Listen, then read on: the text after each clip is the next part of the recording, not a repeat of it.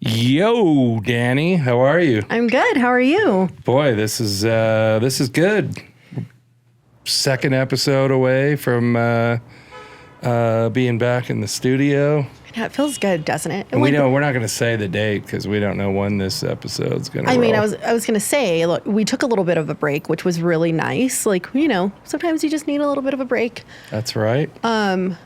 Summer was full of business and personal stuff. We were real busy. So you were busy. I was busy. I took kind of a month hiatus from just, I guess, life in general as I moved across the country. And but it feels so good to be back. It feels good to be back in Denver. It feels good to be back in the studio. And we just continue this fall season. We just have such an incredible lineup, and I'm so excited. I am too. We got. We got through the first episode with Zach Souter, which I thought went great. It was good to have the second half of Mountain Parking on, right? The second half of Mountain Parking. I had been wanting Zach on for quite a while, I think since we had Scott on, which, I mean, God, that was what? How long have we been doing this? Like a year? When I say second half, it's like Scott was first, and yeah, but I like since we had Scott on, I actually at one point it would be really cool to have them both on, so we have to try to talk them into that. But so what do we got going today? So today I'm really excited because it's I wouldn't say that I know everybody in parking, but I can find my way around with people here, and today I actually know nothing about our guest, which always excites me because I love to get to know people. And we didn't do the intake form. So this is going to be so fun. This is going to be a good one. So yeah. John, you have a good relationship with our guest. Like I said, first time meeting you in studio, and it's been such an honor, and we've had some great pre-conversation. So without further ado, I would love for you to introduce yourself, please. Hi guys, thanks for having me. First of all, good relationship with John, and we've been talking about getting on this podcast for quite a while now. Don't think it was the time. Now that everyone's had their summer hiatus, we are here. Gustavo? My name's Gustavo. Gustavo Menezes. I'm from California, that far land over on the west. And West Coaster. West Coaster, and funny. So you're going to be an interesting guest because Danny and I have. The first year and a half, it's like this show focuses on entrepreneurism and just kind of innovation, and it's just fun to talk to different people. But we always try to have people on that, because I'm a true believer that there's life lessons that come out of, I don't care what industry you're doing, if you're trying to be in business, whether you're in parking or whatever, everybody struggles with the same stuff, right? So we've had Bronco players on, NFL players, we've had Grammy-nominated people, and now we have, to my heart, because I talk about NASCAR all the time, but we have a race, somebody who won the Le Mans. Well, John, I know you're really excited, but we got to let him finish introducing himself. Sorry. So I could talk for an hour, but anyways, it's very exciting to have somebody on that has competed at that kind of level. So looking forward to the conversation. So please finish. Sorry about that. Finish introducing yourself. I interrupt a lot. He gave it away already, but please. No, obviously, I've funny enough, you guys will come to find that I've been around the parking industry most of my life through my family. My parents have been in operations since the 80s, and I grew up in parking lots most of my life. But I started racing go-karts when I was 5 years old. Moved to Europe when I was 12 to compete, at the highest level of go-karts, junior single-seaters, and eventually the World Endurance Championship, where I kind of found my home for about a decade. My wife and I were living in Monaco, and I was, traveling the world, racing cars, going as fast as I can, and managed to bring home a couple of really special trophies. So it's been a fun journey. That's amazing. So the evolution through I'm familiar with NASCAR, and they have legend cars, and they have as you evolve up the chain to that level. So what is the evolution of at the level that you were competing? So you said go-karts. They're probably not your normal go-karts, right? No. So they're the gas-powered go-karts. To be honest, it's the foundation of most motorsports. So even the NASCAR drivers, IndyCar drivers, F1, and so on, we all start at the same grassroots programs. But then things evolve pretty quickly. So when you want to go towards Formula One or that direction, you tend to go towards Europe at a young age because that's where the highest level competition is. So 12 years old, I was a Red Bull athlete at the time and several national championships. Mom and dad were kind enough to support me, and I was living in England and then Sweden and Italy and Spain, just competing for factory teams at the time. Teammates with several of the F1 drivers you see today. We still stay in touch. We're good friends. And around 15, 16, I made my way into junior single-seater cars, which are like what you would see in Formula 4 and then Formula 3. So I was racing at some of the highest levels, I'd say at the time, probably top 10 drivers in the world at that rank, you know? And unfortunately, it's a really difficult sport. There's a lot more to it than just talent and raw pure performance. There's a lot of a financial aspect because to even have a chance to drive in those categories, someone needs to pay for it. You're traveling around the world, you're in race cars, they cost hundreds of thousands of dollars. So I had some pretty cool sponsors along the way, and some of them were actually people that my parents did the parking for back in the day. So interesting. I'll give you a funny one. This is probably the biggest one, but back in I'd say it was 2013, 14. My parents' company did the parking for all of the Snapchat offices in Venice Beach. Oh, that's great. And Snapchat, wow. Yeah, so I became buddies with the founder, with Evan back in the day. And they actually sponsored my 2 years in Formula 3 back in Europe. So I used to drive the Snapchat car when I was like 17 years old. And long story short, the Formula car route didn't work out for me. So I had a rookie evaluation in 2015. I was 20 years old in what was called LMP2, which is basically like Formula 2, one step before the top class in the World Endurance Championship. And for people that don't really understand that, we're the same organizing body as Formula 1, but think of Formula 1 as the 100-yard or the 100-meter sprint race. We're like the marathon runners, right? So maybe it's not as well known, but it is a really big championship. And I flew to the Middle East, did my first rookie test, and outperformed the pole qualifying lap on my first day in the car. So it was about a week later, they had signed me as a rookie. And the next year I went on to win, I think it was 5 out of 8 races, the World Championship and Le Mans on my rookie season. So at that time, I was the first American world champion in 35 years in any FIA category. Wow. And eventually went on to move into LMP1, which was the top class, and Hypercar, which is currently the top class in the World Endurance Championship.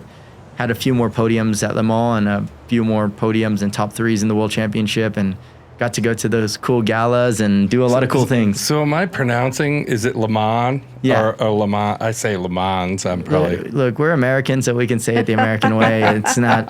we're never going to sound Ford, French. Ferrari, so that's where is that realistic? Was that realistic of that race in that movie? I mean, it shows the thing is obviously the evolution of motorsports has gone so far since the 60s, So, I mean, back then you watch the movie and you see them babying the car and taking care of it. And you have to baby the car, but the technology has gone so far that it is a 24-hour sprint race today, I mean, there was times that I was in the car for nearly 5 hours in the middle of the night in the rain, and you are just full tilt the whole way. Wow. And it's a hard, fine balance between dancing at the limit and one step over, you're in the wall and the whole race is over. You have, it's to give people an idea, a big hypercar team will spend roughly $10 million in a week there. Oh my God. We have 600 people at the factory, 70 staff at the track, And that car communicates back to the people that are in the factory, exactly. Right? So they know exactly what's going on with the car. Yeah, so the TVs that you see, we have about 40 monitors for our on-staff live telemetry, and then we have another team back at the factory doing diagnosis on engines and gearboxes and everything else. So really early on, I mean, you learn to analyze data as a kid, but it evolves to the point that you're eventually dealing with steering wheels with 38 buttons and switches and 400 options, and going through 40-page manuals before each race, understanding the data and the codes so that, when you're driving at 230 miles an hour, again. I was going to ask you, what's the fastest you ever? About 237, I think it was. Oh, my God. And that was at Le Mans, like at night, because at night the air is colder and thinner, so the engine breathes better and actually performs faster. So usually the nights when you're at the highest performance. Holy shit. Yeah. And you guys actually switch out, right? Yeah, so we change drivers in about 15 seconds. You go Wow. in, you have a little booster seat. It looks like a little baby seat. It's molded around your body. You come in, the driver slides out. You just throw your little booster seat Booster in. slide in, belt in, close the door. They pull the gas out, and you And throttle you're out. out. Yeah, it's about, usually you have a bit of margin. You have about 30 seconds because that's how long it takes to fill the car fuel tank. And they change the tires while they do that. So cars landing, you're plugging your radio in and adjusting your belts, and you're driving out and shifting while you're still adjusting things, you know? You're doing a lot all at once. Yeah, it's good for someone that has ADHD like me. So most people don't Dialed in. understand you're multitasking because you're looking at the gauges, you got all these buttons. Boy, I would fuck that up. It's Oh, I hit the wrong button. You Somebody's did. yelling in my ear Yeah. saying, don't do that. man, I've made some mistakes before because you know, like just to adjust an engine setting, you'll have like engine map 1 through 12, and then settings 1 through 100. So you have 1200 settings, and you go to the Holy wrong one, shit. and it's maybe changed the engine temperature because of the cooling flow, or migrating the brakes, or you know, changing the differential, which means like the front end, the way the front wheels brake. Right. There's just unlimited options. So you really learn how to engineer and optimize, and think of that Like while in the driving. moment. Yeah. Driving becomes so subconscious. So Yeah. what is the prep off?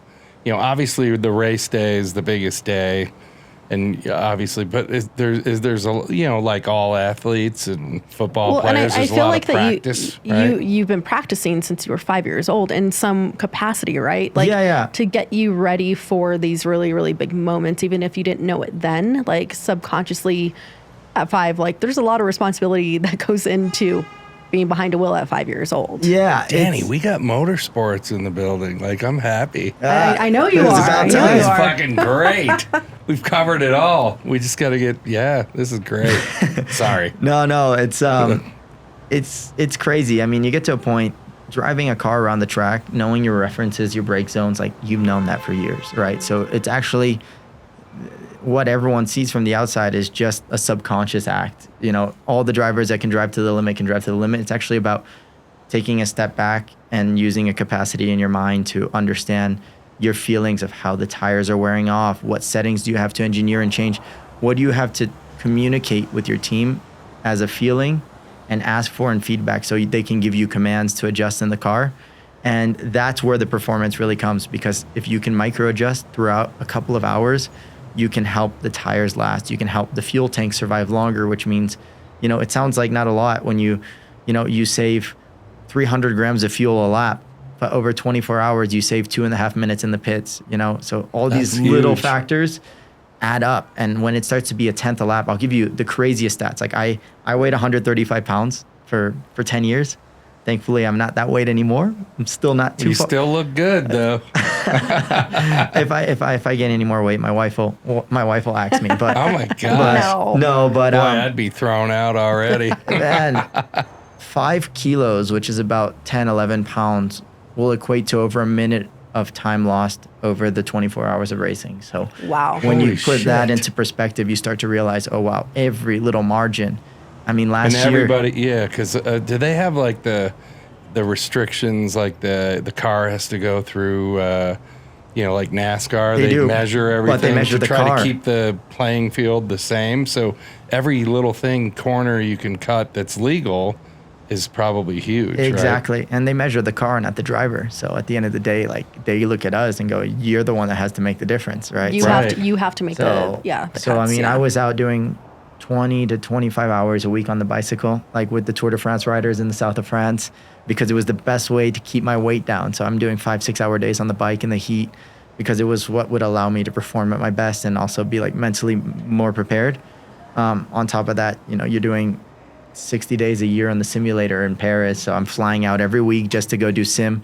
And it's not to practice. That's the thing people don't see. Again, like, you know those margins. It's actually because you have all those engineers sending codes to the car's ECU in the virtual world to simulate the results, so that when we ask for feedback during the race, they already have all the data of if we change A1, B27 or whatever, it does this, and we have data to show it. So To show it. Okay. that's what the simulation really is for. So more importantly, the commitment, so living away from your family at such a young age, what was that like? I mean, it had to be challenging for your parents as well as you. So what a sacrifice, right? Yeah, I mean, my parents are troopers. I mean, my dad didn't come to all that many races. He was parking cars to help me fulfill my dream my whole life, you know. And actually, when I was like 12, 13 years old, part of our deal was like, all right, when you're not racing, you're in the parking lots helping mom and dad because, you know, we give you our all. You got to do the same. Right. So it's been a journey with them. My mom came to a lot of races when I was younger. I mean, she would fly to Europe like 20 times a year. Wow. While I would stay there. I mean, and things have changed a lot in the last 15 years. It's kind of crazy. I feel like I'm getting older quicker when I was in high school, we didn't have iPads yet. I know that's still changed a lot, but it was at the very beginning. I had to travel with a portable scanner and do all my homework and scan it in and send it across back to the US. And yeah, it was a journey. It was a mission, but. So I didn't even think about that, but you were in school still. You were obviously in school while you were racing in Europe, but you were in school back here in the US. Like, you were doing like double duty there. Yeah, I went to a really unique independent study school in California that literally specialized in athletes and like actors and kind of this group. So there's a couple of Olympic athletes that are still friends of mine that we all went to school together. And it was really unique because the reality is we were there maybe 50 days a year and the rest was on the road, and it was just, you know, Skype calls back then and so they specialized in people like yourself. Yeah, and my school year, most people don't understand that. There was no summer breaks, there was no holidays, there was no like, you know, the traditional. It was just like when you're not racing, you're trying to catch up. Yeah. Because you're never on time. Yeah. You know, and it was the same. Like Danny's never on time either. But well, then we have something in common. She has been. Happened. My time management is getting better, so this is great. I'll say I was really bad at that. You know, my family were Brazilian. We're Latinos. We're usually late to everything. That's me. But with racing, you learn a few lessons when you show up to a room with a bunch of, you know, old French and Swiss guys and engineers, and they look at you. You arrive on time. They're like, "You're pushing the limit. You should have arrived 5 minutes ago. 5 minutes ago is the time." If you're not early, you're late. Exactly. Yeah. So you guys eat late at your house, right? Dinner's late and. My family, yes, but because I was always up early in the morning on the bicycle and training, I'm I'm more on American time, 6 p.m. dinners and in bed by 9. I'm 7:30 bedtime for me. Yeah, lately. It's what I try to do. Unless there's some emergencies in parking lots, then everything changes. So I think that this is, you know, I didn't grow up in parking. Like I grew up in, you know, like the car industry. My dad raced cars at a very local level back home and owned car lots and towing services. And I randomly got into parking, but I love your story because I think parking has just been so incredible to so many people. And a lot of people don't understand what it is that we do. And you have a special like relationship and love for it because it helped your family help you build your career. Yeah. Right. And so, I mean, I think that's a great segue into you are in parking today. Like when you weren't racing, you were in the lots, you were helping your parents, but you didn't have to come back to the industry full time. And you're in parking almost full time. Am I? Yeah, is that fair to say? It's full time. It's full time. And to be honest, you said it there. When I came back from Europe, I didn't expect to be back in parking full time. You know, it sucks you in. You know, I've seen everyone talks about it the same, and I will say my eyes opened to a lot of new avenues that I hadn't ever seen. Right, because I've been surrounded by my family's operation in the Southern California atmosphere of parking, which is, I would say... That's Safety Park, right? That's Safety Park. So my mom and dad... Little shout out to Safety Park. Yeah. Yep. I mean, I have to say hats off to one thing, and it's not to prop him up, but my father, he's probably one of the greatest operators I've ever seen. So he set an example and a tone for the meticulousness of how you want to see an operation through and through. He does a lot of the highest end hotels, restaurants, and so on in Venice. And He's partnered with companies like Laz that, do a fantastic job out there. So we have a great working relationship with them. And then I'd have to say starting Resolve, which I know we'll get into, has really laid a foundation for the relationships and the kind of mentors and people that I've been able to lean on and get an understanding of how things are operated. And that's even part of the way of how, I met you. I was actually, You wouldn't know this, but I was at a race in Texas at Austin, and I pulled up to my hotel and I see this guy giving citations to cars. And I'm like, this It was is me? No, but I was like, Sorry. I was like, this is brilliant. And I was like, why can't I have this guy giving citations at home? And then obviously I started to understand the regulations and how every state has its own atmosphere. But what it really did was open my eyes to, hey, if you want to understand parking, you need to really understand every ecosystem and environment, because it's like a minefield. It's unique. It's so complex. You get a Rubik's Cube and you figure out how to solve it just to realize there's 100 different ones, Yeah. So traversing along, obviously you got the background in parking from the family. Obviously you're competing at the highest level there is, and winning some of those marquee races. What are the challenges that did you ever deal with self-doubt or anything like that? I mean, tell us about that. Yeah, I mean, I have a tattoo. I only have one tattoo on my body, and it says persevere. And it's been like a lifelong thing from when I was young. I remember I was 12 years old, 7, 8-time national champion. I get to the UK, and they look at me, they're like, what are you doing here? Americans they're not cut out to come racing here. You're going to suck. And I had to prove my point. And then you get to Italy, and, I speak Italian fluently today. And today, like, we get on super well. But back then, they used to look at me like, who the hell are you? They're like, your head is like a rock. You're never going to learn. I mean, I remember my first time qualifying on pole and getting shouted at because I didn't execute it well enough, So there's been those avenues and the financial difficulties of, you're a kid, your parents are doing everything they can, but it's not enough. And you're like, okay, you learn how to be a salesman at like 14, 15, selling this dream, because there's no ROI on a 14-year-old going racing in a regional series. It's just about some guy or some individual wanting to support your dream. So and we earlier we talked about endurance, right? Yeah. Like physical endurance is a huge part of this, but also mental endurance. Oh yeah. And so lots of challenges from a really young age. How did you overcome some of those challenges?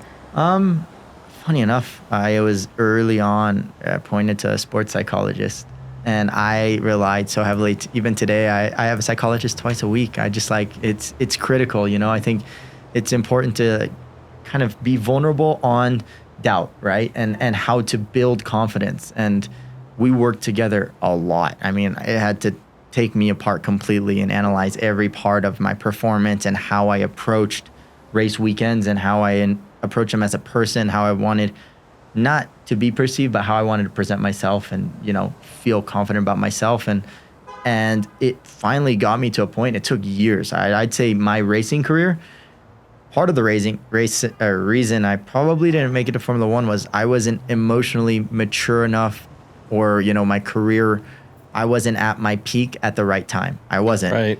I got there later on. I was probably 22, 23 instead of 16, 18.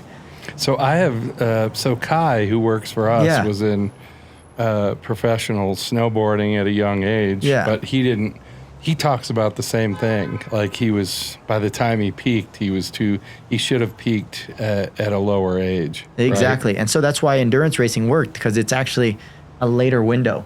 Like all of a sudden I'm going in a place that most guys don't make it to LMP1 until they're 28. And I was 23 and I had made it there because it timed right. And I grew so much confidence to the point that I was like, okay, if I'm on my day, if the car feels right, I will be the fastest guy on the track. I know it. I know what I can do. And if the car is there and I'm there, nothing's stopping us. And it changed everything, because the weekends got to focusing on get the car where I needed to be, perform where I need, and the results just came. I didn't have that before. You were always worrying about everyone else. At one point, always worrying about everybody else. I mean, I've known you, for a short time, but our interaction, I mean, your brain never shuts down. So So it's tough to manage that. And so how is some of this, getting you to where you got in racing, how does it translate to the business that you're trying to, that you're doing now? Yeah. Do you think, those experiences probably are pretty. Like how did you come out of retirement wanting to come back into parking? And I think you were kind of getting into that a little bit earlier, because like you said, like you didn't have to come back into the industry, right? But yeah, there's you move back from a completely different life in a completely different world with an open book of figuring out what you want to do, and it made sense to come back and work in the family business to me. I came in a very different mentality when I came back from Europe, a little bit older, a little bit more trying to understand. And I spent countless hours in parking lots at all hours of the day. It's midnight, you're still there. Thinking about how you're going to make it better. Yeah. Just like the car. It's been exactly right? that. It's about looking for the margins and looking what's not happening. And to be honest, I had the most incredible blessing of having this incredible incubator, which is my dad's parking lots, and someone that trusts me to not ruin it, right? Because he has a great business. As you know, it only takes a bad experience to really lose a property or to lose faith in your partners. So we actually, I say we, I'm still so used to it because I worked with my dad for quite a while, but had, let's say, a fixed amount of third-party software and applications that we used on a daily basis to help monetize our parking lots. And I would send feedback over and over, and I'm getting into it like it's a race report. I'm sending pages of feedback, thinking that people are just going to listen to this and fix like, it. Who the hell is this guy? And just hit a switch on a board, they see my dad's last name and mine. They're like, oh, it's just the owner's son, sending us all these requests. And about 6-7 months later, I'm like, okay, out of the 40 things that I've probably mentioned at this point, I've seen one. And then they went and bumped the price up, because they're like, hey, by the way, we got a new update. Yeah. Everything you asked for, which wasn't everything, here's our new pricing plan. And you're like, geez, you know what? It's time to explore doing this ourselves. So it was funny. I started the project in late 2023, first with our valet software. And this is like in 2023, when you started this project, this is like the birth of Resolve. The birth of Resolve. Yeah. And that's where the idea evolved from. Yeah. Right? So it's where things came from. We knew, and it's been funny. Everything that Resolve has kind of scaled vertically into was never the plan. It was like the demand showed that it was necessary, And speaking of demand, I really love this because we chatted about this a little bit earlier, but also when I looked up Resolve, there's a wait list. Yeah. And I've been in parking operations, I've been in parking tech for, not a long time, but long enough to know that technology companies don't do that, right? And you said something that's very, very unique and special, where you're like, I'm not going to release something if it's not ready. I'm not going to give someone something if it's not ready, if I don't have it. No. And I think that's like when I went to the website, it was like, join the wait list. What are you interested in? Tell us your needs. And I think that's so special and unique. Yeah, it was really, like I said, this whole blessing of having this incubator. I was like, all right, now we've got a product rolling. We've got a dev team. We've got something coming. Let's really break this thing. Like, let's test it. Let's have issues. Let's fix it. Let's make it better. And we came with our first product, the valet platform. It works across verticals of public parking for like stadium events and dynamic pricing, so you can negotiate pricing. Danny's in stadiums. Yeah, you guys will have to trust talk. me, it's pretty exciting on that because my whole first vision was, and this is like the first time I reached out to John. It was a bit early, but it was, how do we eliminate paper tickets completely? How do we integrate license plate recognition? How do we take away the possibility of cheating that system? So potentially issuing a ticket, then adding the plate, that can be a problem because you can do that 3 times over before you actually add the final plate, So how do we eliminate silent partners, let's say? So that was the first rollout. And, all of a sudden Safety Park's doing a 20% net increase with this. And I'm like, okay, we're onto something. But we also know from looking at this that the highest growing part of the business is the gateless automated side of the business. So I knew that was something we're going to go into, but you don't want to start something and not finish it. So that's where the wait list really came from. It was like, let's build our suite. Let's feel confident in the product. Then we'll roll it out, because we had some demand from, you know, the relationships we have from other operators in LA, first of all, and then a little bit more than that eventually. And we're just like, let's finish it. So we actually ended up in 90 days creating our scan to pay platform. I mean, that was the foundation of it. And to give you honest opinion, after sitting down, looking at stacks in multiple cities across the country, I'm like, why is everyone take so long to check out? You know, so your stuff is cool. There's no question about it. For me, it's just like, how fast can I get a user to scan and pay? Like, obviously, I know there's a certain amount of data we need to collect, but that's the end objective. And so we focused on that speed of facilitating the user interface, the user experience, making it faster, making it easier. And I mean, so what was the in the mirror moment when you said, resolve, this is, so you're, you know, finished the project and you're like, I know my passion is resolve and the software side. So what was that moment? Was it like in the mirror, or was it, you know? Did you have a bad experience? Like what, or how did? When you decided this is the route I'm going, like I'll tell you, there's a need. And then what was, and the second part of that is, what was the conversation like with your dad when you said, hey man, I've been working with the business, but I did this project and there's a need, which obviously I'm going to start Resolve. I'm going to be a tech platform, which ultimately will benefit your dad's business, right? And it has, you know, I think there's three major points. The first one was, there was a morning I woke up and I didn't miss getting in a race car anymore. All I could think about was how I could make Resolve better. Yeah. And that already changed a lot of perspective for me, because I realized, okay, I have a passion. Let's fuel it, because this is something I can do. You know, right. So you took the same passion that got you to the all in. Winning the Le Mans, or Le Mans, is that what I was? Yeah, it's close enough. Close enough, John. I'm not European. No, and but so now you've so that's moment number one. That's moment number one. Moment number two, when we realized that we've now gone and opened that pilot up to maybe 7 or 8 operators, you know, through just local relationships. Again, 0 sales, 0 outreach, just off of demand that's coming. And we see a 30% net increase in revenue across all of them. And that's replacing a variety of legacy technology services that all boast, we all know, we all say we're the best, right? So it's not about telling people, it's just about it proving itself. And the third one is honestly like chapeau to, or hats off, let's say here, to Metropolis, for example, and what Alex Israel has really led them to do. I think he has an absolutely incredible vision of where mobility needs to go. And I think at the same time, they've made it very exclusive, that it's for their operation only. Yeah. Right. And I know that when you look at parking and how you got involved and how you got involved and how everyone, most of them got involved, there's a relationship to a family that owns a parking operation somewhere. And there's thousands of them. And when you look at that, you go, how about all of the others?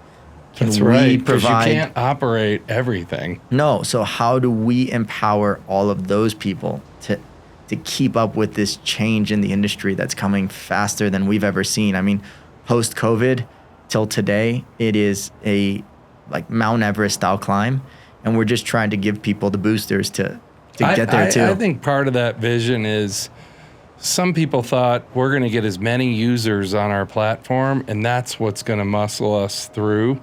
But, you know, for the demand for us to be everywhere.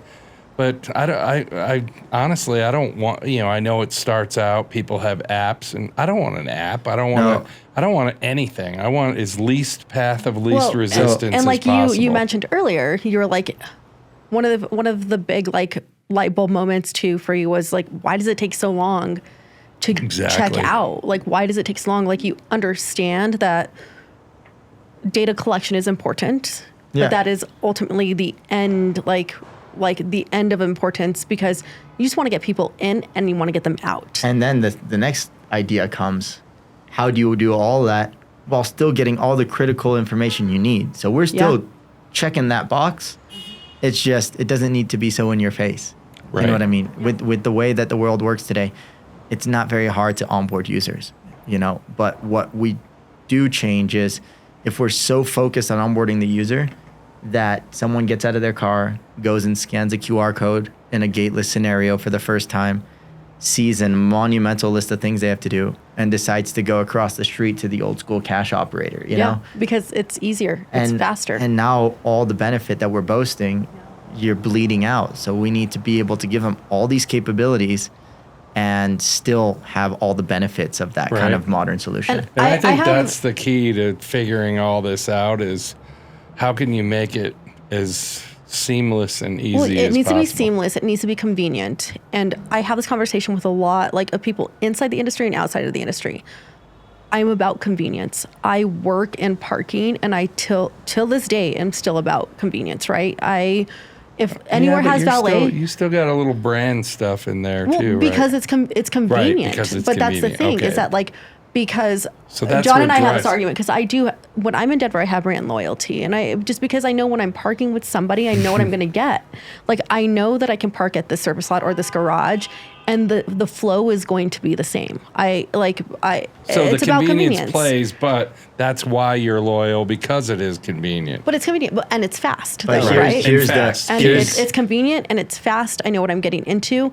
And when I'm in a new territory or a new, something that I'm less familiar with, and it takes me more than 3 steps, I would rather get a ticket. I know, it's a nightmare. I would rather get a citation. I've watched these podcasts. I've seen. You're enjoying her citations. Well, if she pays for them, right? Well, I'm actually enjoying, because I thought I caught her in something, because she's like, I'm about convenience, but she's making I'm tying sense. it into, you are loyal to that brand because of the convenience, because it's convenient. This is where exactly. I see somewhat. It's not a shift; it's an adoption, right, or like a evolution, where you can have brand loyalty, but I can understand both sides of the story, right? Because there's brand loyalty, but you look at some of these legacy parks suppliers and legacy suppliers in general, where you're forced to download an app, where you're forced to sign up, where you're forced to take paper tickets still. I mean, you see I'm sorry, I'm going to piss a lot of people off, but nobody wants to download an app.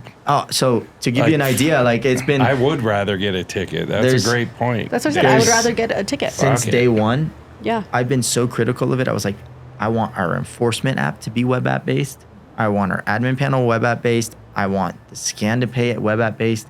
Even future projects that I don't know how far we'll get into today, but everything is based on a web app because it's easy for us to update that software, but it's also easy for the end user to just scan a QR code or type something in, get it done and leave, you know? 100%. And if you don't have any, like, I do have to say, if you don't have Google Pay or Apple Pay enabled.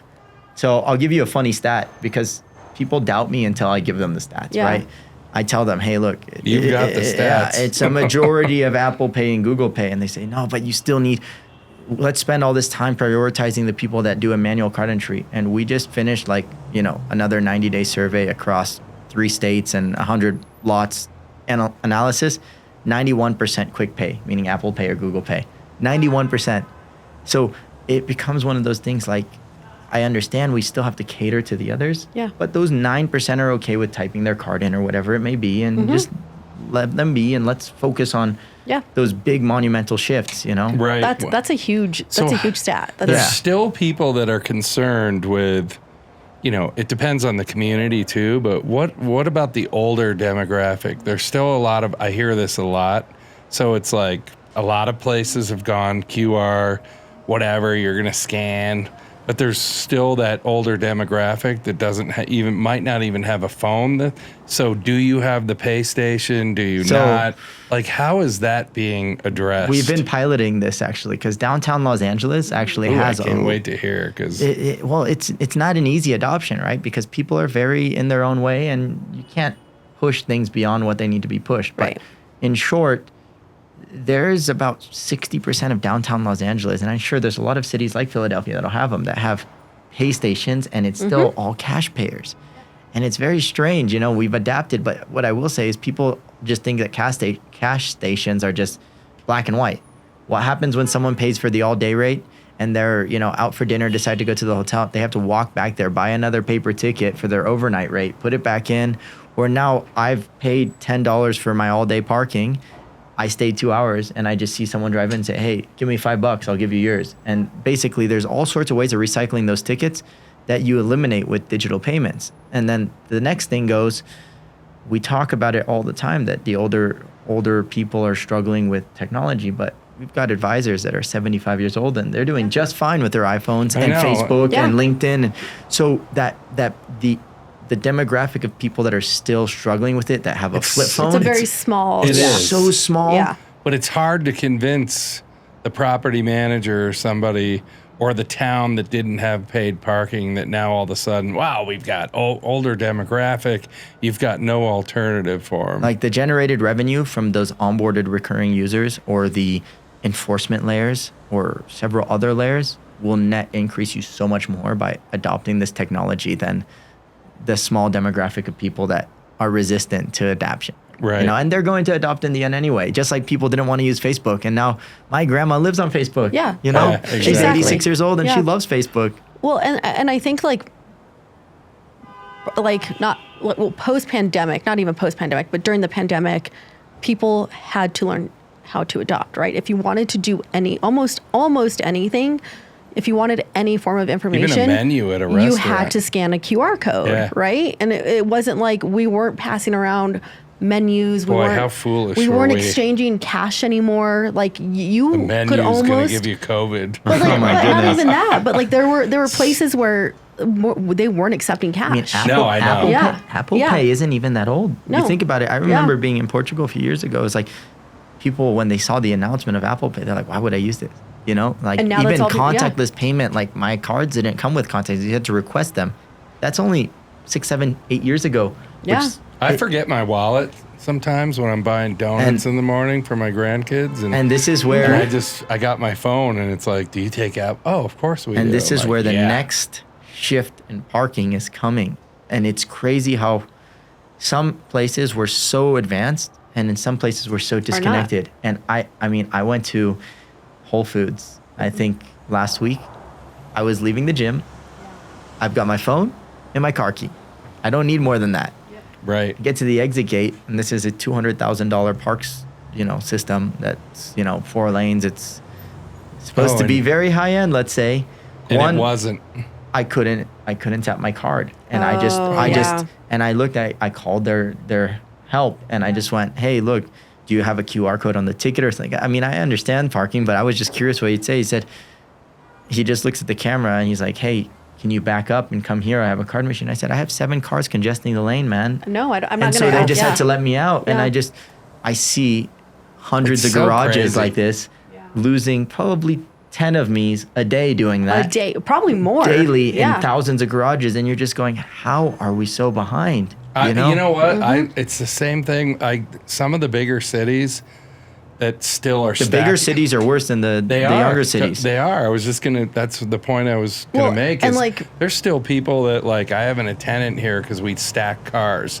It's like, well, have you ever thought about getting rid of the attendant, getting rid of whatever you're stacking, price accordingly, right? Because your margin after you're paying the labor and everything, and the risks that you're taking stacking cars. I mean, some of those that's old school. You stack 4 deep and whatever. I'll tell you this. But when you're done at the end of the day, when you get rid of the partner that you have that you don't know, the silent partner, the labor and everything else, why don't you just price your parking lot accordingly and parking, without doing 4 deep, and your margin will be better. So right? this is why we do have the valet product, right? I really think that in the hospitality sector, in specific event spaces, it will have a longer lifeline than other areas like public parking.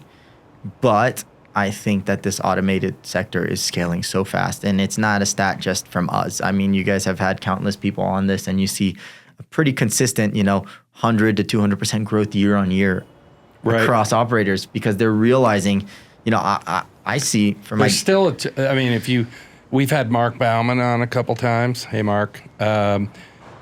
There's still a challenge. I mean, obviously we are evolving. The gateless is evolving. There's still that piece of the non-compliance. Oh, it's terrible. That's why, express lane and, all that everybody's doing now is great. I think that's just a temporary fix until the industry figures out, the compliance piece. Because, we have total gateless garages, and I could show you the Gateless data is where the they're future. Yeah, where it isn't so bad, and they are making their margins. It needs to be. It will be. It needs to be.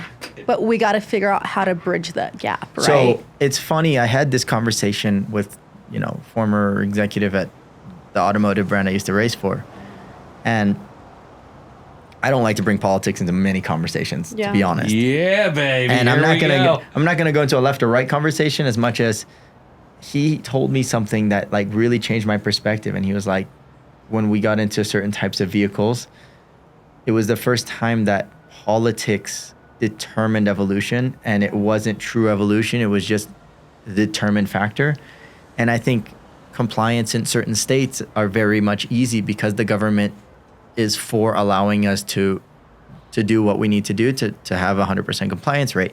The issue is because of politics, let's say, that's a different territory in every single state, meaning you can't just broadly adapt it. Me right down where. Well, I mean, you live in California. Like I live in probably what's good for Resolve is that if you can make a successful survivable plan in California, you can make it run anywhere in this country. Yeah. So we've got a great use case there. I love the name, by the way. I kept Resolve saying, is like we're resolving all your problems. And that's where it came from. We kept talking about how many issues we needed to resolve, and then I just looked at the name and I Googled and I was like, no one's using Resolve. I'm like, that's us. That's ours. That's who we Resolve, are. And we're resolving problems. And I will say what you said right there about the gated solution, it's like a bandage, but it has enough runway to still get a life in it. So I think for the next, foreseeable lifetime, because you usually see a gated scenario in express lane or whatever it may be,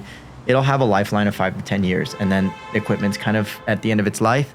I'm hoping to see by the end of that life cycle that we'll be in a fully gateless environment. So here's what I'll let you talk. Thank you. I just on this because coming out of California with the politics and us knowing I operate in California in Palm Springs. We've tried gateless there. We know that we can't, with the politics and the compliance. You should talk to him though, because they have something unique that they're doing with the cameras, and then the so this is what I want to know is you guys should have a conversation. I want to know, like, you believe that we're gonna the parking industry is going. It should be and it will be gateless in the next hopefully 5 years. So coming out of California, tell me, how do we resolve that? How do we resolve that? I'll tell you, one of the things they're doing is, like, if you register with Resolve, the payment app, let's say you're on a lot and there's cameras there. So what they do is, because you've registered, they have like agreement, when you whatever. And so if you pulled on a lot and you weren't compliant, they come and they know that you're non-compliant. They just manually register you and activate your car. Yeah, right? So there's a few things. Like, obviously, we're all going towards that auto start stop, which obviously with Paraline just announced, and we'll be very happily working with them on our auto start stop through Paraline. We have some really unique features that resolve, like, again, sitting in parking lots, and late at night, the guys that go to the bar that they pay till 10 p.m. for their all day or whatever it may be, and they decide to stay till 3 a.m, and you're going, hey, this is a paid parking lot. So we created an enforced extension. So through LPR as well, or manual enforcement, any vehicle that's still parked in the parking lot after the session's expired, you have the right to extend them to the maximum daily rate. And that's pretty cool. Yeah, it's basically what we're calling gentle enforcement, because it's California compliant. They've agreed to the terms when they paid, because they did sign an agreement. Yes, yeah. They provided their payment form, but it allows us to at least have a revenue control. And we've actually added a couple layers that were released on Monday. for anyone that parks in 2 spaces, and also anyone that has an oversized vehicle like an RV and marks a standard vehicle, we can actually convert their rate on the spot. So we get maximum revenue control. So those are the small bandages I'd say that we have right now that are available in California. But the reality of it is if we can bank on building an ecosystem. So I think Yeah. I love this topic. So I think one of the reasons the Auto Start is because we want to show that we're trying to make it as easy, allowing our customers to make their payment platforms as easy as possible.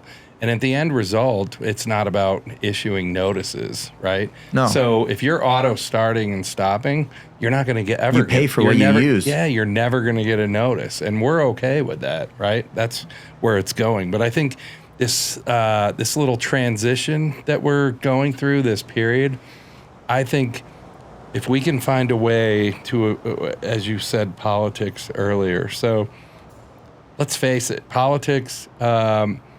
Cities want to be smart cities. They don't want gates. No. They don't want people starting. They want a seamless Everybody's trying experience. to get to the same level. So, and technology has clearly evolved past some of these cities and their old ordinances and regulations and everything else. If we can find a way as an industry to involve the city, so they're a participant in what we're trying to do, and not necessarily create a revenue stream, but create a revenue stream, Yeah. if you know what I mean. So we create a revenue stream for that city where they're participating, because tolling did this. Yeah. Right? And so now all of a sudden they have skin in the game. They're participating. So maybe it looks like if you get the new parking ordinance or whatever, I'm just speaking hypothetically, but in Denver, if you register, or any city, and you have to have a license to operate, so excise and license, then as part of that license, you're agreeing to, okay, you're going to put vision in, you're going to put gateless in, we're going to participate in some portion of that evolution, and we're also going to help you collect, right? Oh, yeah. So now you don't have to, you clear that piece that Mark Bauman was concerned with, where, okay, I'm going to have no gates, and if this person drives out, I know the city, I'm licensed, there's best practices involved, and so whatever collection activity, the city's going to participate in that process because they're comfortable, right? So now they have some skin because they're getting some revenue based on the license, and they're also helping collect that person that didn't comply. Does that make sense? And I will say, without telling too much, because no, and I think I know we're working on some of this with some cities. And I think it's going to evolve so fast now because people are starting to get an understanding of the end goal. As you guys know, the industry is very fragmented. Everyone's trying to take on a certain challenge, but everyone's starting to, there's one big elephant in the room. Again, Metropolis that did wake up a lot of people and realize, hey, there is an end vision. This does make sense. Our industry, I'm sorry, I'm probably going to piss people off again, but we're talking about autonomous vehicles. That obviously rolled back. I've got Let's hundreds focus of on what we're doing now, because nobody's going out and if I hear autonomous vehicle one more time, I see I think hundreds I'm of gonna them have a day. An aneurysm. The good news is for Safety Park, he's happy because half the Waymos in the city of LA park with Safety Park. So he's like, hey, Yeah. at least I got my monthly parkers. But Yeah. I will say, the autonomous revolution is not happening anytime soon. There's too many people that like cars, like kicking the tires. it's going to take time. And It is going to take but time. So let's solve the problems and talk about the real issues that are in front of us, instead of talking about autonomous vehicles and garages are going to be mobile centers for autonomous vehicles. I know this is going to wind up on a clip, but it's annoying. No, and I think It's not a challenge right now. No, there's the right now and there's the then there. That's right. Who knows what'll happen in 50 or 100 years? But right now we have solutions that I don't we believe can it's put in going to be place. 50 or 100 years. No, but I I'm just saying. You're right. It might as well be, because right now we have to solve what's going on and stop talking about autonomous vehicles. And even then, you said it, Jesus. right? People resist scanning QR codes. People are going to resist self-driving cars. And it doesn't mean that, look how many people we have in this country. So People like kicking the tires. There's a lot of Gen Xers. There's a lot Well, I think it's about control. I my think favorite it's about cars control. are between And you're a 1960 car and guy. 1980. That's right. So going going into that though, I do see a near future like where Resolve is going, and I think others are working on it. That is, how do you have every single vehicle roll out of the dealership lot already onboarded? How do you get a rental car leave Denver Airport and already be able to drive in, drive out of every parking lot in the city? You talk about wanting convenience, and I understand brand loyalty, but can you imagine just like the toll roads? Imagine saying that I only drive on this freeway because I'm loyal to that toll brand. So, you know, but if you like look at they're doing Caroline's- it like they're doing it in the toll world, right? Like if you rent a rental car and you drive through a toll, like that's charged back to the rental car company. Yeah. If you get a ticket, that's charged back to the rental car company. That is then charged back to you. Yeah. So why is parking not And a part of that this? that's where we need to and go. if you look at Caroline's video, we talk about connecting the car, not the person, Yeah. the car to the rest of the ecosystem, and that is the key. When you buy your car, I buy a new truck from Ford. You wanna have a deal. I sign up for shit. I sign up for Sirius. I Sign up for shit. parking. Sign up for parking. And that's what- Put your credit card on file, and then It's you don't that have easy. to do another damn thing. It's that and easy. That is another key to to becoming the smart I city. I did a case study on this just in LA alone. I think it's Hertz rental car does 1.2 million rentals a year or something. That's like one city, one company, right? I might be off on that. It's Google too. It wasn't ChatGPT. But to be honest, the idea is how do you get as many participators, and then our job is Resolve and Paroline and however, and I know I'm excited because we will be using Paroline, but goes to operators. Caroline. Yeah. Goes to operators and owners saying, would you be willing to adopt this technology? Because we're willing to bring this ecosystem to you. You, You yeah. know, That's why I'm we're not really trying to replace Yeah. you. We want to empower you. We need to build an army, and we need all of you to do it. You know, And that's why I'm really excited about what we're doing, but just what Paraline's doing, because it's not about, notices. It's not about any of that. And we focus on the vision side of it and identifying objects, and that's it. I'm not trying to be a payment platform. I'm not trying to. No. And I think you said it earlier off air about connecting ecosystems like Paraline that does vision really well and connecting them into one. And that's what I think Resolve is special about, because you're not trying to build your own camera. You're not trying to, but you're going to connect the ecosystem, the best of the best. No, and we're actually in the midst of some pretty incredible projects that are coming out later this year. I don't know when this episode will come out. So, but in short, we are going to certain suppliers and we're fighting tooth and nail for the operator. And people think it's like, why would you do that? I'm like, because I want to remove all the hurdles of adoption. I need to look at someone and be like, the monetary value, the time, none of these are a problem anymore, right? So from the moment you sign up with Resolve, there is no more agreements per location. There's no more onboarding forms. You have complete control. You want to start a location tomorrow, you got it. And now it becomes how do we get the rest of those puzzle pieces together, because that's how we're going to scale this thing. I have to bag one more time on our industry, and I'll look right in the camera, but so the autonomous vehicle shit. So we were sitting here earlier talking about the now, right? We're talking about demographic of people. People are worried about demographic of older people that can't even scan a QR code. Yeah. And we're talking about autonomous vehicles, right? Yeah. Like, let's talk about autonomous vehicles. It's great, but let's spend 5 minutes on it.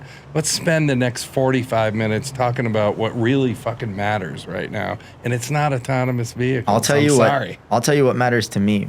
I want to be able to fly into any city, rent a car, drive into any parking lot, drive out, get my text when I paid, not care.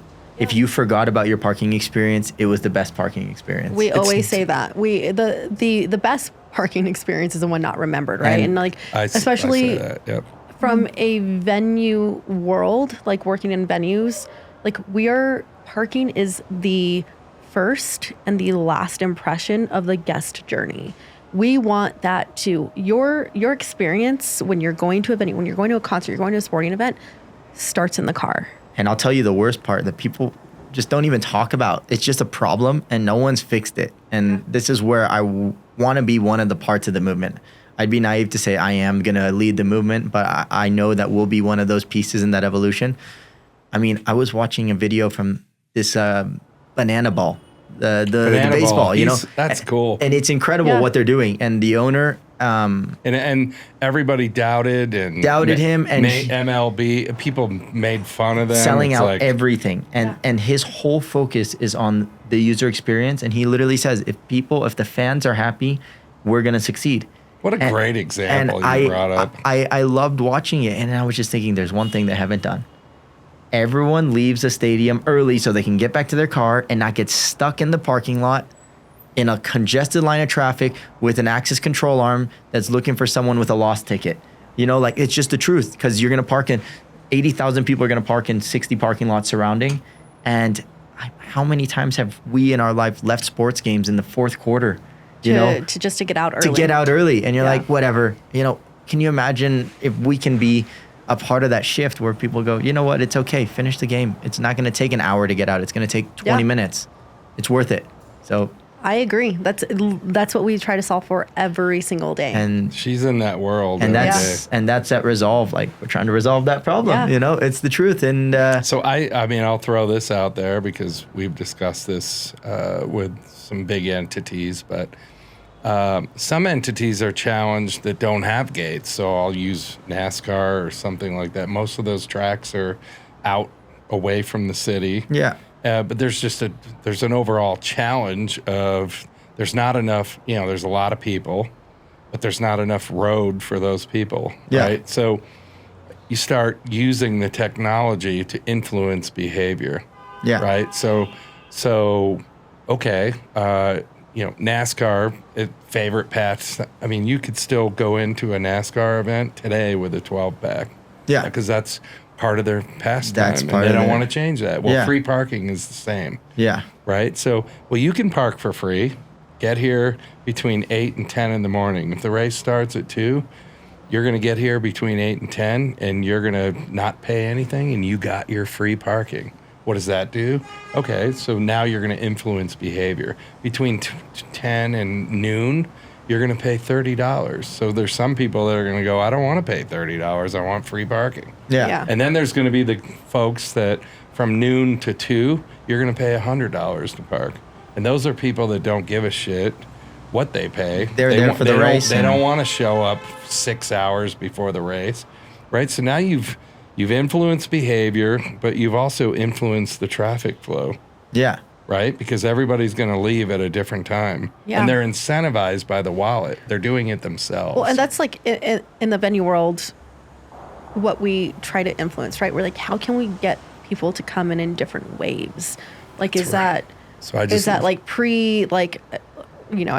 we're not like promoting drinking and driving. So when I say pre-party, it's just like, do we do like a special like merch event like that only runs from a certain time to a certain time, and you have to be in the parking lot by a certain time? You get a special rate, and then when you show up in blocks, fine. But then it's also, how do you get everybody to stay for the show and not leave all at the same time? Because then you run into the egress issue, right? Yeah, so thousands of cars trying to leave at the same. Maybe how you could use technology to influence ingress. You can do the same on with egress. If you leave early, if you paid 100, but you want to get a reduction at 50, we're going to give you a coupon for Billy Joe's restaurant that's on site. Stay a couple hours after, and I'm going to reduce the 100 that you paid. So now it's 50. And you know what's the best part with modern technology? It's just a text. And when you drive out, we'll determine how much you owe. That's right, because will do the rest. I know when you left. I know when you left. So my you rate did stay engine. the extra 2 hours. So I'm going to refund you.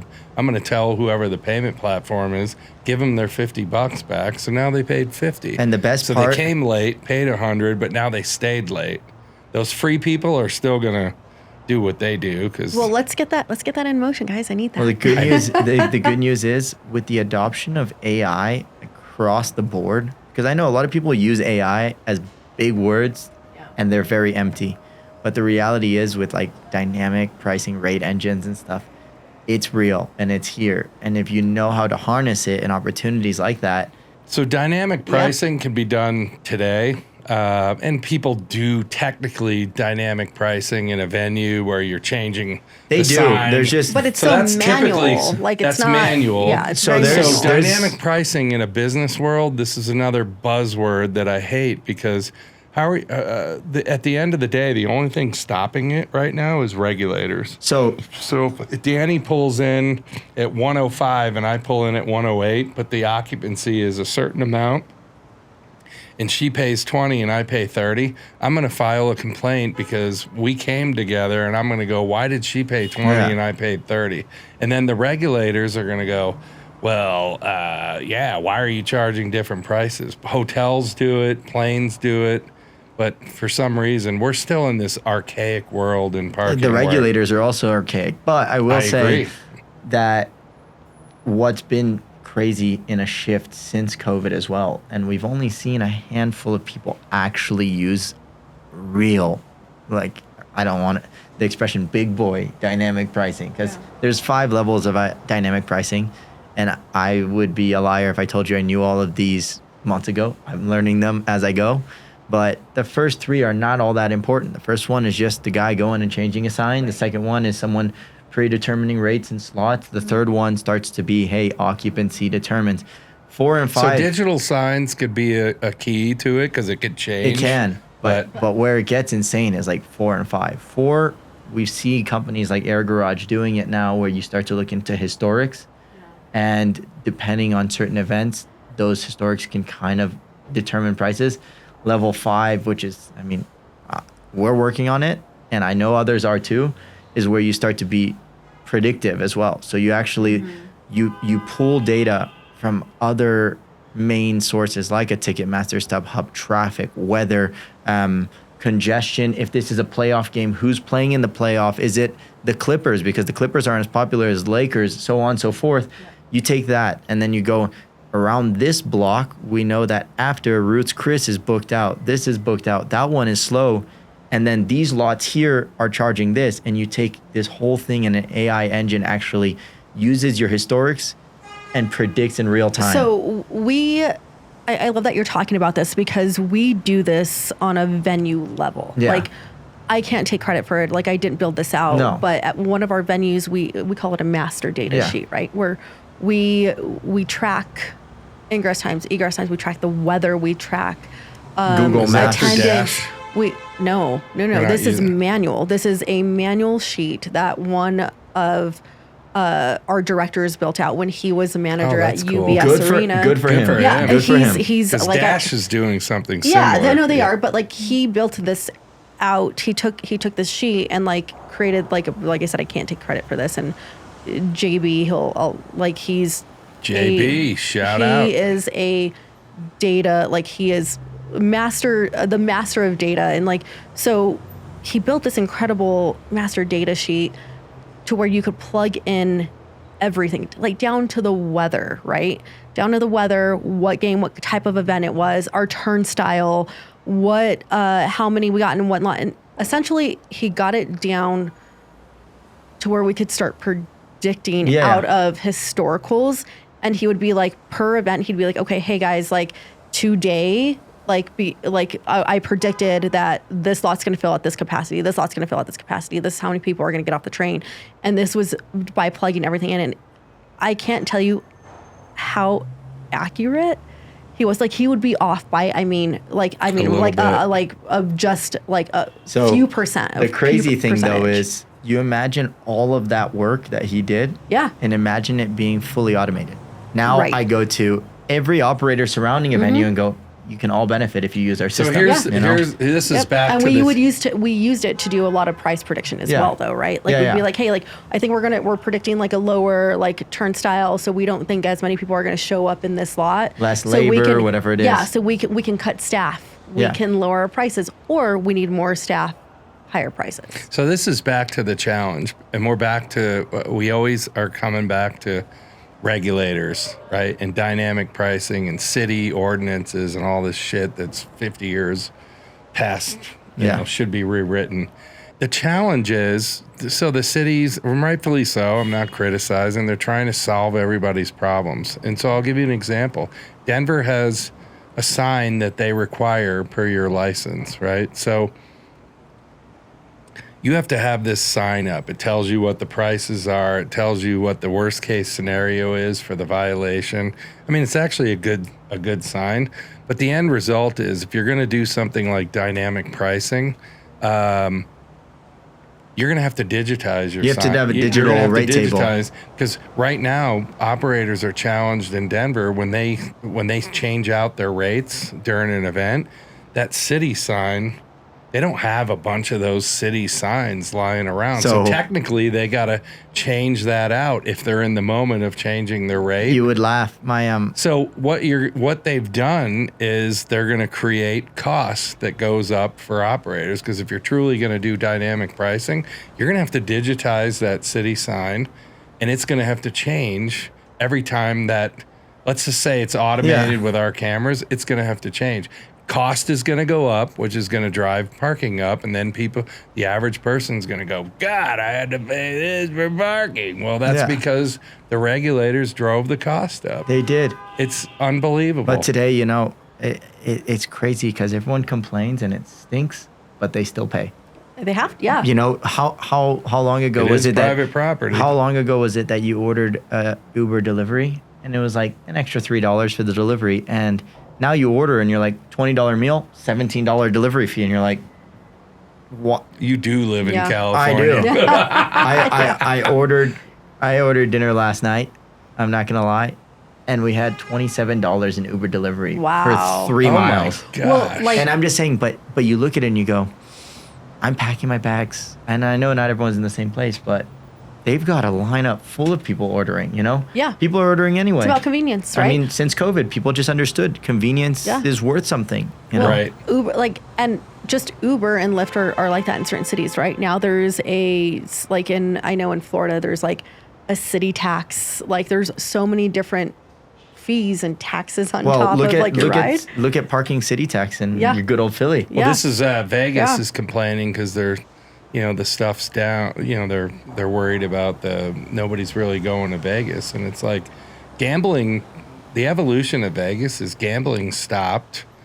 It's all digital gambling. The younger generation, so they went into food and bev, and it's great. I've been to some of those clubs, and it's like in the pool areas and everything. It's great to go party there, but when you go out to dinner and you go to a Roost Chris or whatever you're going to in Vegas, they've just priced themselves out, and now people are like, I think it's more expensive than New York, honestly. It's very expensive. I mean, I'm coming from a rough place. LA is not easy. It's not very price friendly Everybody's either. wondering why nobody's going to Vegas. Well, I'll tell you why. It's too expensive. Now, dragging this all back to parking, which is really funny, but I had this conversation yesterday. I told you I'm hooked. I think we're going through a really weird time because yes, all those fees are being accepted. People are understanding that the rates are expensive, right? And inflation just drove those prices up. But there's another big factor that people talk about, but it's not broadly talked about, and it's not easy for the operator. And it's happened from everything from large scale national operators to small guys. Post COVID, people had to exit their lease deals that they've had for generations, right? 30-year lease deals that your parents had these garages because you couldn't afford the rent. And all of a sudden they convert to a management deal or a rev share. And now the next step took place, right? Automated park system, gateless parking systems, all this. And all of a sudden the asset owners have opened their eyes to go, this parking isn't just an asset, like it's a business. It is a business. And it's become very hard because this is where Metropolis does well, but they're going straight to Air Garage, to Metropolis, to some of these people. Van Park coming up and doing a great job on the East Coast, going, why use anyone? I'll have my security guard patrol the lot. Well, you know what else drives put it? my systems I'm back to the poor landowners' property taxes since COVID have probably, in some cases here in Denver, 300%. Yeah. And the average person is looking at, well, why are all these prices high for parking? Parking's such a, everything is, and why should I pay? Everything has a cause and effect. Their property tax hasn't stopped going up. No, and then there's the others, these legacy companies that make a lot. They converted from the old days of making it on insurance to make it on labor hours, and now you look at labor and how much minimum wage has increased, and then you add all the other insurances and things you need on them, and then you still need your profit on top of it. And by the end, I mean, every state's different, but you'll see prices up to $50 an hour in certain states. So the real thing is, property owners used to rely on the operators, pay my property tax through the rent, right? Yeah. And then operators during COVID, when everything came out from underneath them, and their margins have shrunk, right?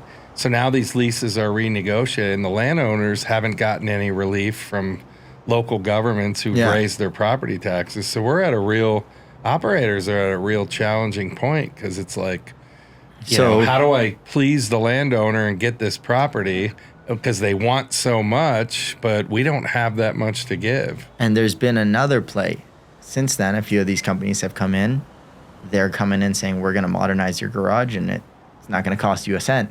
Yep. So now what we as Resolve are trying to do is, I mean, obviously, if someone comes to a building and says, hey, we want to use your systems, like, great. But the reality is, whoever comes to us, there's going to be a lot of operators going, hey, you know, we want to use your systems, and we want to give them all the tools to compete with the guys that are doing that, right? With the companies that are doing that, to say, hey, you want to keep this deal, you're going to need to put new equipment in, you're going to need to put new cameras in, you're going to need to invest in these systems to keep your account alive. Eventually, people realize, though, if somebody says this is free and you're not going to pay a cent, I mean, there's somewhere you're paying, right? Yeah, there is always somewhere, but if sometimes, I mean, I saw an advertisement today from GoDaddy, right, with their credit card machines going 0% credit card fees. And I'm like, this is horse, you know?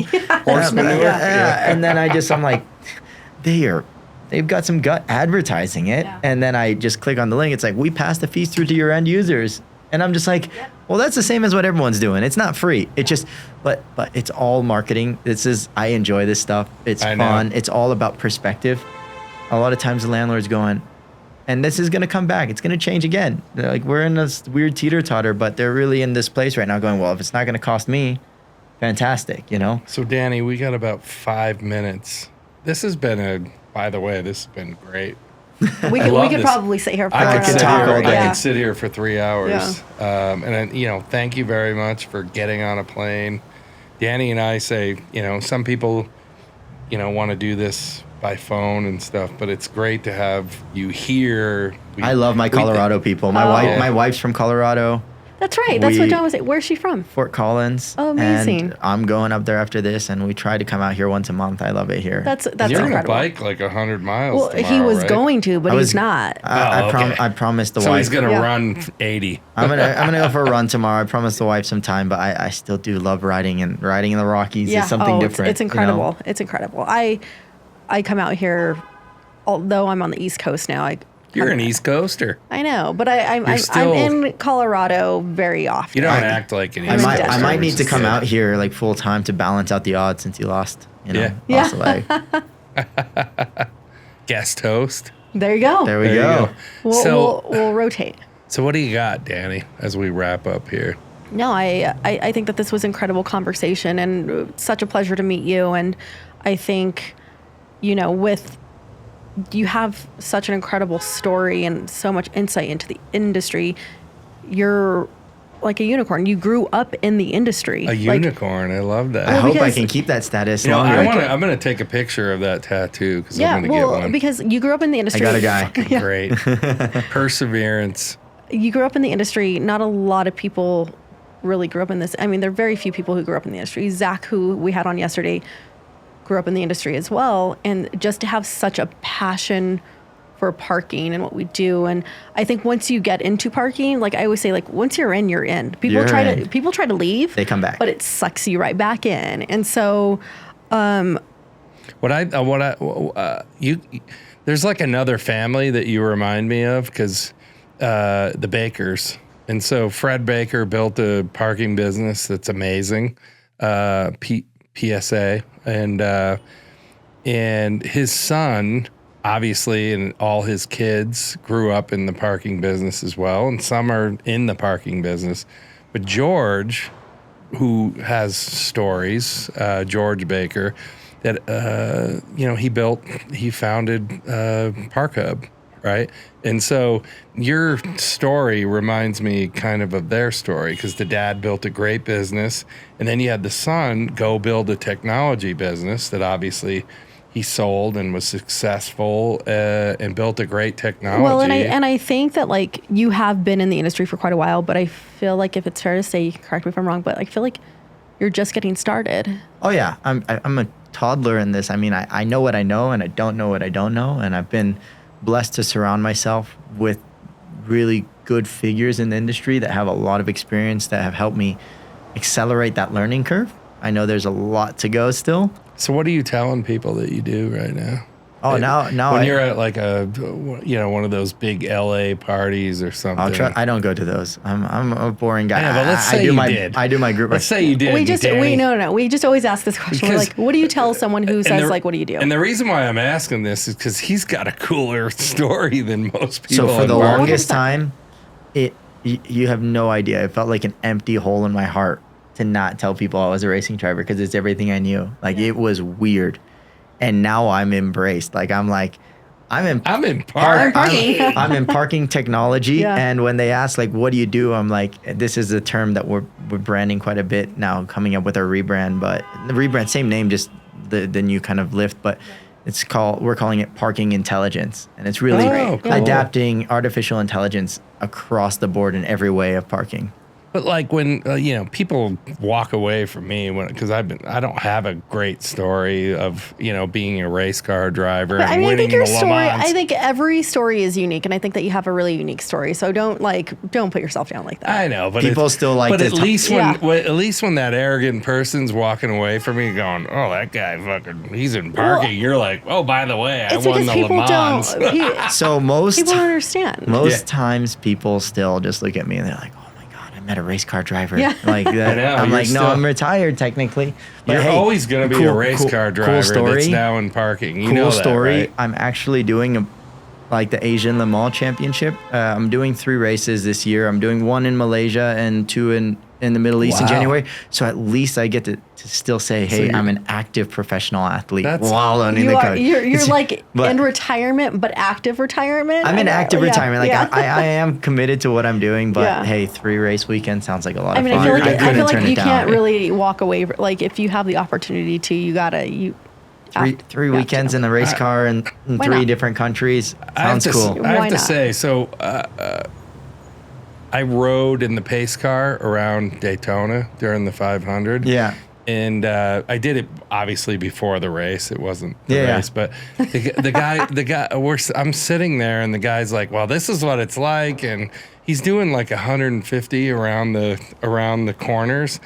And I'm a terrible backseat driver, so I was like, "Hey, I am too." I'm sitting there sinking down, going, and he's literally got 2 hands, like 2 fingers on the wheel, and he's talking to us as he's going. And I'm like, holy shit. I got the video going. I couldn't imagine doing 200 plus miles an hour. I'll tell you that driving isn't even the craziest thing I've done. I used to skydive quite a lot, and I think... I've seen that on Instagram. I did an advertisement, like a global ad campaign for Peugeot when I was racing, and I actually jumped out of like a military helicopter. Oh my God. And skydived solo onto the racetrack with the Red Bull Air Force, because I have a pro skydiving license. I haven't jumped in years, but landed on the racetrack, got in the race car, and went driving. That's really cool. So I'm afraid of heights. There's 2 moments in skydiving that, leading up to jumping out would be a challenge for me. Once I got out, I'd be fine. It'd be like, yee, this is great.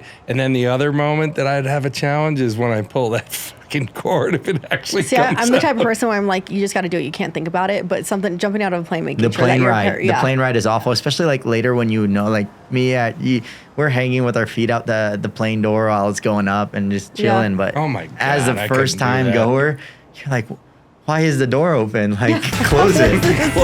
This plane is not good. Ready, yeah. Not ready yet. So it's a past life kind of thing, but it's led into this. And I've had all my crazy stuff. Now I'm excited to get, into it with the techie stuff. Well, we're excited. We're excited for what you're creating for the industry, and like just from our conversation over the last hour and a half, but also prior to that, I mean. Wow, you're good. We are right over there. Oh, I know. Oh, wow. Yeah. Shit, you're good. You don't even have the board. in front of you. I don't even, yeah, it's not even, it doesn't tell me anymore.